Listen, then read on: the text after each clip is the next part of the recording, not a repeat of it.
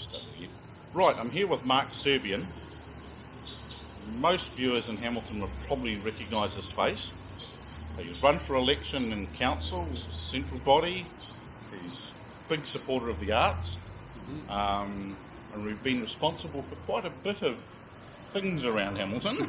things. In particular in the art world. What I wanted to ask you was, can you explain to people the importance of voting? And we've got a right now that if you go back far enough, only belonged to landowners. Now everyone, ratepayer, renter, whatever, can vote. Now, can you explain to people the importance of that and the responsibility of? Yeah, the arguments you've put forward, people have fought for the vote. And I think that it's very easy to be cynical about it. It's very easy to ask questions about the value of your vote and how much influence you really have, and the degree to which, if you participate, you are responsible for the mess that then results, given that there is a mess a lot of the time. Yeah. I think the thing to recognise is that there are a lot of legitimate arguments around the validity of the power that we get from our voting, and I think we definitely need to be fighting for more mechanisms to ensure that it isn't simply an exercise in ticking a box. Now, that's not to say that I think that direct voting referendums are always the way to go. I think they're highly problematic, because if you think about it, what we're asking people to do, we're asking people to ensure that of the options available, the one that most people want to have taken are the ones taken. But the fact of the matter is that the reason we have a representative democracy is because when you get down to the nuts and bolts of things like running a city or running a country, there's a lot of technical arguments, there's a lot of facts. And to whatever degree we like it or not, we have delegated responsibility for the decision making to the people we elect. We need to find lots of more ways to hold them to account. We need to find lots more ways of sometimes constraining what they can do, and we need to find a lot, and we've also got to find ways sometimes of empowering them to actually take action, rather than necessarily feeling that they can't make decisions because they don't necessarily have a mandate. We need to increase the complexity and texture of the mandate. But the trouble is, at the moment, it's very easy to look at it and go, well, if I vote for this, I'm buying into this bullshit, And I understand that. I'm an anarchist at heart.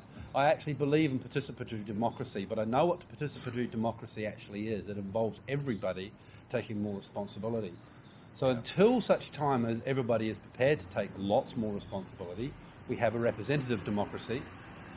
And if you don't vote, then you are leaving it open to all the things you don't want to have happen. Yeah. That is the tension between the long-term, big picture view that that I wish everyone would take, and the reality of the day-to-day. I never, if someone decides to not vote for ideological reasons, for personal credibility reasons, personal sovereignty reasons, I respect their thinking. I just wish that they could. I actually share their views. I just wish that they could just then let's try to strike a balance between the pragmatic and the principled here, and say, you need to vote, because otherwise it goes to the people who do vote. And if you look at what's going on, we have a situation, we do have a really major problem. I say please vote, and I'm about to tell you a major reason not to, which is that we have an electoral system that isn't delivering an outcome that actually serves everybody, that doesn't actually lend legitimacy to the people we elect. First past the post, particularly block first past the post, is fundamentally wrong. It's not even particularly democratic. What I would say right now is that I say vote, But if you're in Hamilton East or Hamilton West, and you're looking at the candidates, and you're seeing you've got 18 candidates, 20 candidates, and you see maybe one or two who you want to support because they're younger, or they're more liberal, or more Nazi, whatever it is that turns you on. But the point being is that actually, if you particularly support only one or two people, then giving all your 6 votes out actually may not serve their purposes. You need to vote, but you don't need to use all 6 votes. And if you identify one or two people who you really want to support, if you just use the other 4 votes on 4 names you've heard of, you might be helping those 4 names beat the 2 people you do want to support. Yeah. So I'm all for tactical voting, even under this rather blunt system that we've got. Yeah, and that was the other thing I was going to bring up is the importance of thinking about who you're voting for, and as you say, tactical voting. Making sure that you've researched who you're voting for to make a good decision, and in some cases, limiting who you vote for just the people that you really want in, and not just voting, oh, shivers, I voted for 4 people, but we're supposed to do 6. Oh, I'll randomly tick 2 others. You might be not helping yourself at all. No. Yeah, look, we have a system that is designed to deliver that the largest minority gets to fill the majority of the seats. That's the fundamental problem with it, is that the majority don't get to pick the majority, the largest minority do. The majority land up having their votes dispersed in a way that means they don't get much representation at all. And so in that situation, we've got to concentrate your votes because particularly the incumbency is a massive advantage. If you're not happy with the current council, don't vote for any of the incumbents, because the incumbents have already got a head start on everybody else. Yeah. So unless you particularly really, really, really, really like the one or two of the incumbents, but if you're fundamentally unhappy with the current lot, vote against them. Chances are they're still going to get in for a whole bunch of reasons I've outlined in my article. Yeah. But the things are stacked in their favour under the current system. But yeah, you've got to vote. You've got to actually. I mean, the problem is we all live busy lives. There are a few of us who actually pay a lot of attention. It's not a particularly sociable thing, paying a lot of attention to council. It doesn't make you a normal person. They consider it a bit weird sometimes. Consider it a bit weird, but actually that's, we need people to be like Lance, keeping an eye on things. So I would say if you're going to research the people you're going to vote for, their policies are important, but they're not everything. Is it someone who can actually deliver that policy? Is it someone who can actually work around a table and get the job done with a bunch of people that they may not necessarily agree with all the time? Yeah. Do they have a personality that lends itself to, once they're in, bringing more people along with them, or are they just going to adopt a "I'm in, you suck on it, I don't have to listen to you anymore" attitude? Are they going to actually reach out and be the sort of councillor that actually reaches out to to the community and makes themselves more relevant and recognise and keeps working at being a candidate even when they're in there? And do you think also the another thing that's important is, do you feel confident that they will do what they say they plan on doing? Well, there is that. Yes, that's important. I think it's actually just as important to say that if they say they're going to do what they're doing, or are they prepared to go in there with an open enough mind that when they are then presented with the facts as our representatives, because what we are asking them to do is to do the work we're not prepared to do. We're asking them to go to the meetings and listen to the arguments and hear all the facts and make a decision. And I want them generally to follow the path that they've advocated and standing. But if they hear a particular argument and there is a good argument within the context of the ideology that they're purporting to represent for saying, no, we're not going to do that way, we're going to do it this way, and they're prepared to front up and explain that, then I will give them the benefit of the doubt. I'm not going to take the attitude that you must do exactly what you said you're going to do, no matter what, because I'm not the one who sits in those meetings and hears the facts. Yeah. And that's the thing, that it's a representative democracy. It's a compromise we make when we vote. And therefore we have to work with the nature of it, because, and also we have to recognise that sometimes we might disagree with what they do, but actually they've still got the majority of their supporters along with them. Yeah, You know? and we're never going to find a representative that we 100% agree with. We're always going to find that it's going to be the representative that we agree with mostly. Yeah, and the thing is that... And that's where the whole there's concept of a team in council becomes important, because you've got a collection of people that you mostly agree with, and if they work together, we can move Hamilton forward. We can. There are layers to this, right? There's the context of their ideology. I think we can generally say that there are two poles in ideology. There's the collectivist pole and the individualist pole. And I think that most of us actually oscillate between the two on any given issue, right? Yeah. Political parties and individual politicians try to position themselves between those two poles. And I think that life is about the tension between those two poles. I don't trust people who are entirely in favour of the individualist, and I don't trust people who are entirely in favour of the collectivist. Libertarians and communists are as bad as each other, right? It's the truth lies somewhere. Now I would like to think that I personally am in favour of, I lean towards the collectivist, compassionate pole, but I also have a streak of anarchist libertarian argument through a lot, particularly to do with things to do with the body and to do with people's rights, to do with what they do with their own body. But the thing is that for councils, generally, that's not their area of concern. Yeah. The fact of the matter is that when we're actually using seeking value from the work we do, we live in a society, and there is no meaning or value to what we do without other people to actually take it on. So that's the thing. Well, yeah, that's the thing. We're doing this, but it's useless if no one's watching it. Precisely. Thatcher was wrong. We do live in a society, right? Yeah. And the city council is one of the most manifest examples of that, right? We want the collective to make decisions about the provision of the basic services. That's what we want.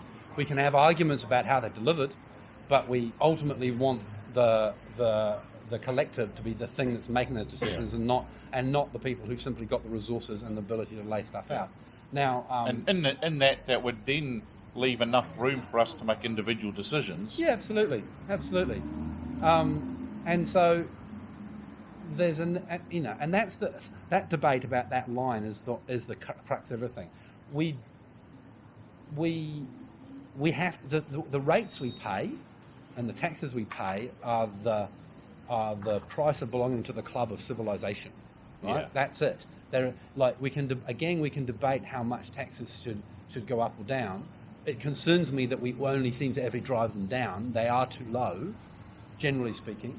I do support capital rating because I think that the total value of your land is how we're going to basically share things more equitably.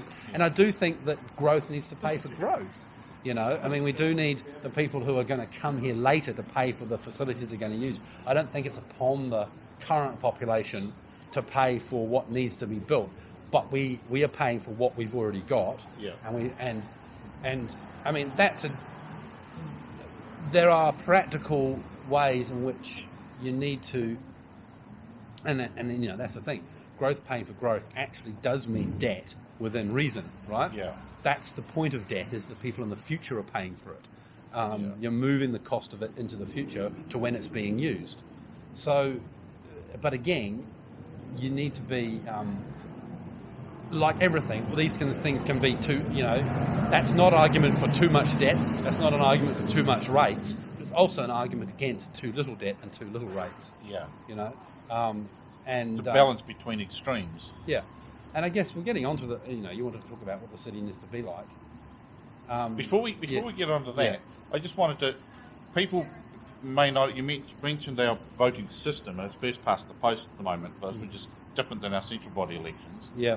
I think it's coming up for review sometime next year or sometime in the future. They discuss how we're going to do our voting for Hamilton. Yeah. What do you think? I've always thought STV is probably a good option.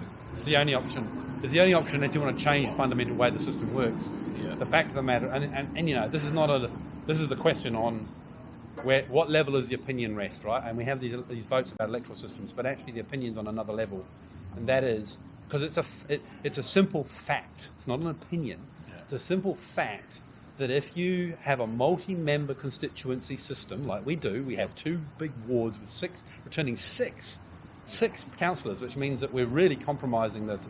We're really getting into big blocks. Yeah. Then, as long as we have a block constituency system, then the only way we can get proportional representation for that is to use a preferential voting system. Those 2 ideas joined together, proportional, as in you land up with a council that reflects the population, and preferential, and that you achieve that by ranking the candidates So than picking them. That means votes for candidates that didn't get elected aren't wasted. Yep. But primarily what it means, it comes back to what I was saying before about first choice. Yep. What it means is that everyone's first choice is competing on a level playing field rather than the largest minority getting to pick all of them. Yeah. Most or all of them, which is what we have at the moment. Yeah. Is a situation where the largest minority can put all their votes into one corner, and because the majority have scattered their 6 votes among the other 18 candidates, you land up with the largest minority electing the majority. Yeah. And the only way to get around that in a multi-member constituency where you're giving that many is instead of having you want 6 candidates returned, but instead of giving people 6 whole votes, you're giving them what's called a single transferable vote, which is, I'm choosing my first choice. This is the person I want to represent me. If that person doesn't get in, my second, third, fourth choices then have some weight.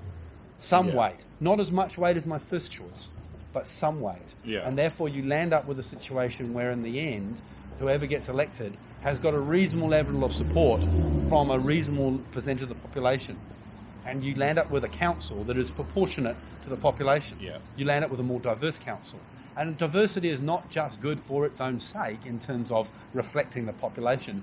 Anyone that's involved in governance will tell you that if you want an effective conversation around the table about what should happen, you need a diversity of experiences and backgrounds to get the best outcome. Yeah. And if you only have an outcome that is a bunch of old white guys who've all run medium-sized businesses, then you're going to get the view. Results. You're going to get those people need to be at the table too. Nobody's saying those people don't need to be at the table, but we need diversity there just to get better quality results. And that, because that's the thing, is that for a lot of the time, yes, there are value judgments being made by councillors and some of their decisions, but a lot of the time it's simple resourcing discussions. It's about building roads and laying pipes and how big is the city going to be and how dense is it going to be and all those resourcing questions where actually you might think that actually everyone's on the same page, but if you haven't had the experience of living in Norton, then what the hell how do you expect someone to people in the council chamber to know what the experience of living in Norton's like? Yeah.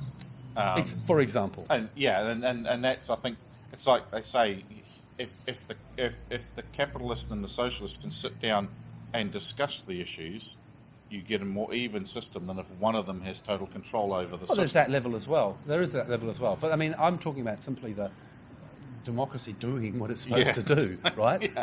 Doing what it's supposed to do. We're supposed to have a system that is supposed to deliver effective governance. Yeah. I mean, so in terms of your original question, coming back to it, so therefore, if you accept that argument, if you accept that you want that more diversity, then STV is what you've got to vote for.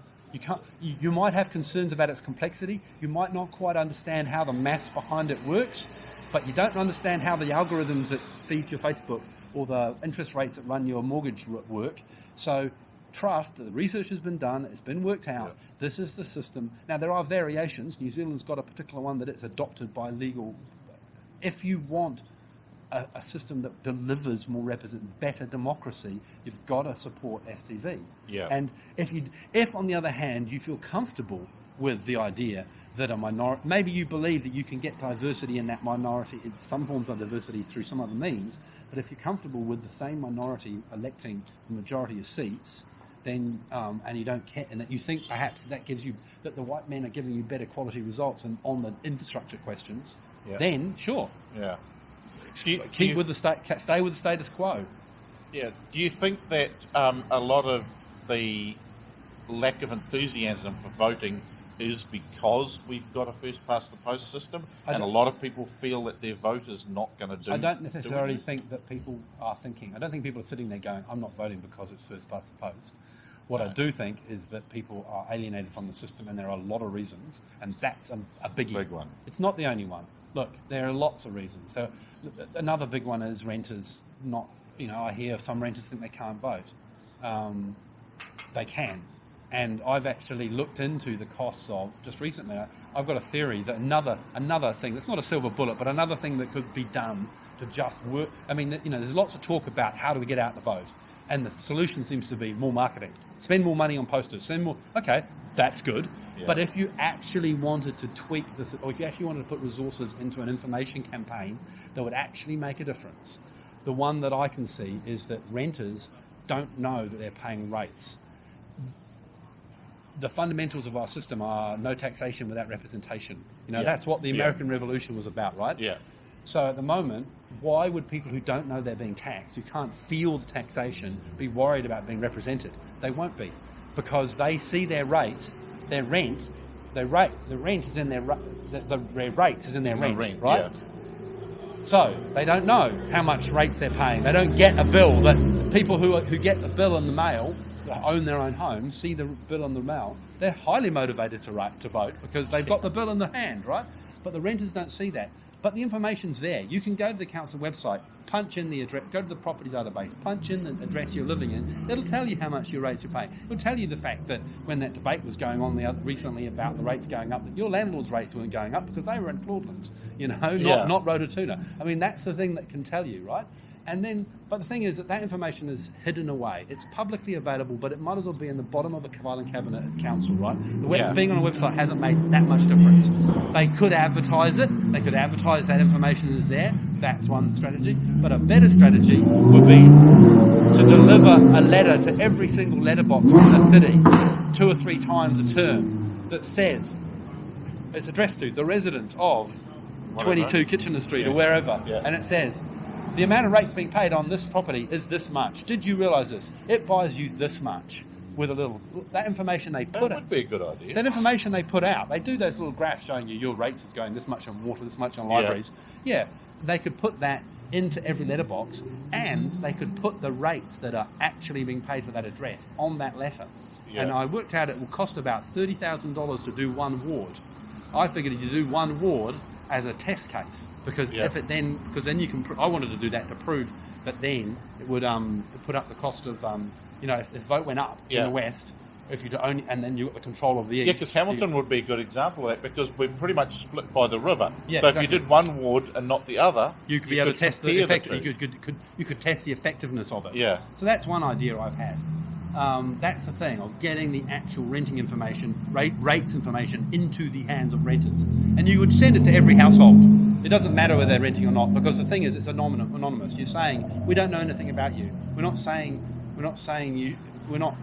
anything. We're just telling you, as a person in this house, this is how much rates is it. And so, and if it's someone saying, because to try to target it at renters would be impossible or very expensive. Yeah. So why not just do it to every household? And it's just a letter reminding you what you're getting for your value for money. Yeah. So you do that. The other thing I think about in terms of democracy in this town, you mentioned the east-west split. I actually think that the town is not split east and west. I think the town is split north and south. I think economically and politically it's split north and south, and that actually the wards should be the other way around. Rather than either that or 3 wards with 1 northern ward and 2 southern wards. Well, there's a distinct possibility that we may end up with a 3rd ward soon. Well, yes and no, because I was working at council when they went through the last review, and if you want to see an example of how bad they are at representative democracy, they went out to, the question was, do we go to at large or do we go to small wards? Because the fact of the matter is at the moment, the 2-ward system is almost a perfect fuck-up, right? Okay. It's like, it's got none of the advantages of either system. It falls between the stools. Because if you're going to think about it, what are the points? There's two equally valid ways this could be done. We could have and this is the problem, is that they had the review and everyone put up equally valid arguments for the two approaches, right? And instead of actually trying to go one way or the other, we land up with this stupid compromise, which is 2 big electorates, in fact, 2 enormous wards, too big to be meaningful communities of interest, right? Too big to be campaigned on in small areas, right? Yeah. But at the same time, not the whole city, so therefore you can't reach supporters who might be want to be supporting you on the other side of the river, right? If you look at somewhere like Palmerston North, they have 6 wards, right? So each ward, if you had 6 wards in Hamilton, or 5 wards, even 4 wards, you'd have quite different, distinct outcomes in terms of the southeast of the city. It's quite different from the northeast of the city. Yeah. Right? And I'll tell you one example there's 2 people, several maps I've seen that show me this, right? One was when I was working for the Green Party, disclosure, not their fans anymore, so that's okay. If you look at where the Green Party vote is at the general election time by polling booth, yeah, it's like there's a target on the university and then a series of concentric rings outwards across the city, ripples. The further away you are from the university, the less likely you are to vote Green, right? So therefore, the southeast of the city is one of the strongest of Hamilton. It's one of the biggest voting Green areas in the country.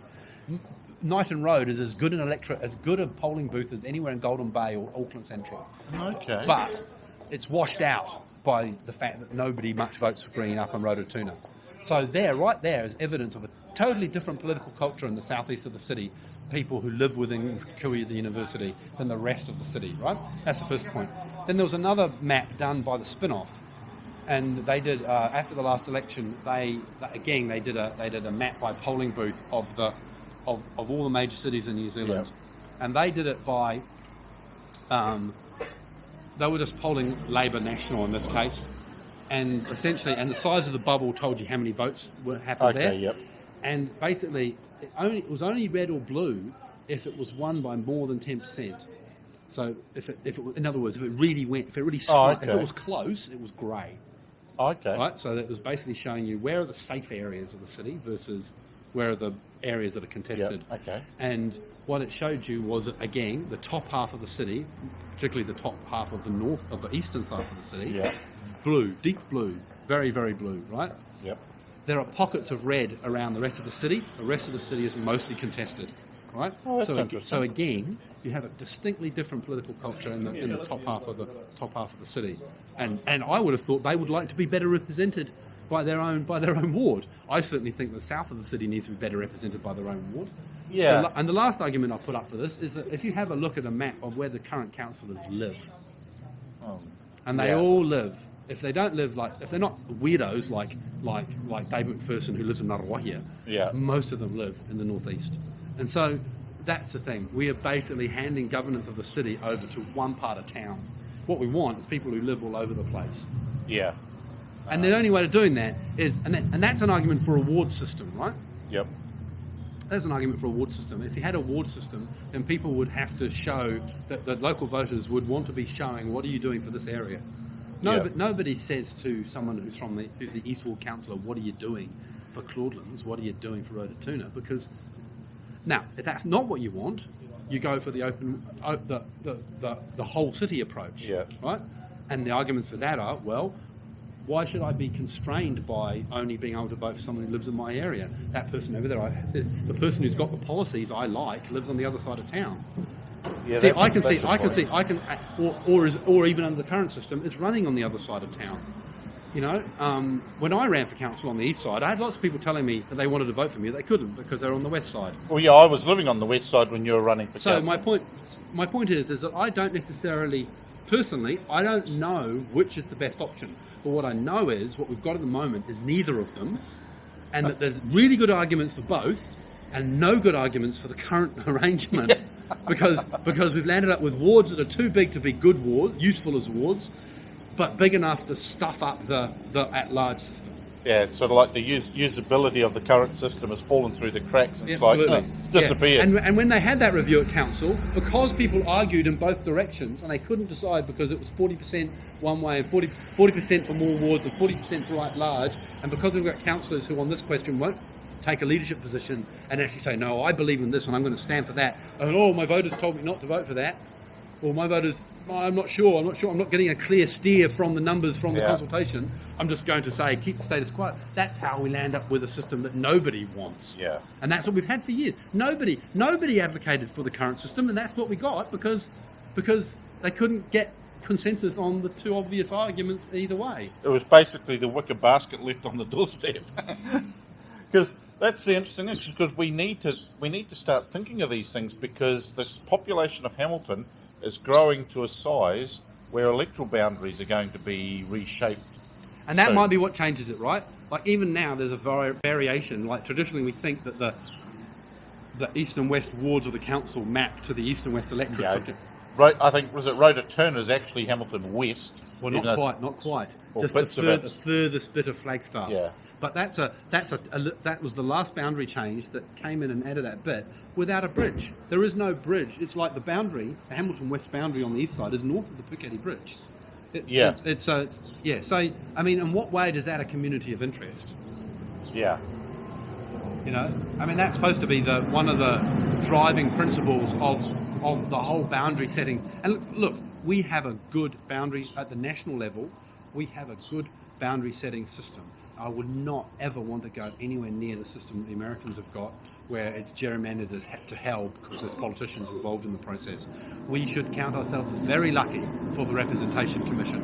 It's a bit of a concern about the fuck up with the census, but we should be. But seriously, in terms of what effect it might have on the next election, because particularly in a growing city, because we could land up with some sort of arrangement in which Hamilton lands up underrepresented because the census doesn't deliver the numbers it's supposed to. That's possible, but that's another thing. I mean that kind of points to the point that I'm in favour of online voting, but the recent failure of the census is a demonstration of the limits of online anything. Yeah, So cool.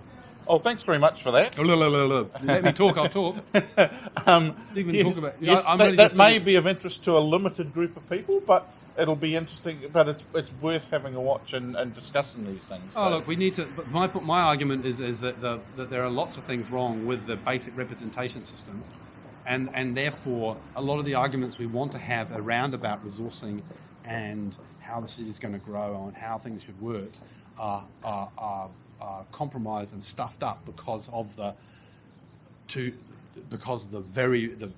electoral system and the ward system and the lack of minor representation and lots of things that contribute to a system that doesn't do what it's actually supposed to do. Yeah. You know? Cool. Yeah. Oh, thanks very much for that. That's right. Cool. Always a pleasure. Sweet.